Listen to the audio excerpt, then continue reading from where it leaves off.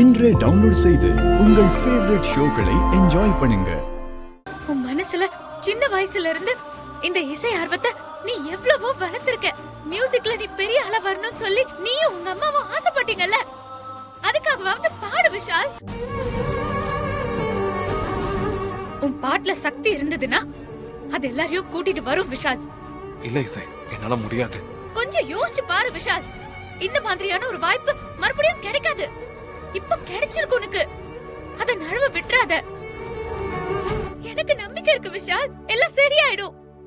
நீ பாடு விஷால், பாடு, நீ பாடு விஷால். என்ன நடக்கும் ஏது நடக்கும்னு எதையுமே யோசிக்க வேண்டாம். நம்ம எப்பவுமே ஒரு முயற்சி எடுக்கணும். கண்டிப்பா அதுக்கான வெற்றி நமக்கு கிடைக்கும்.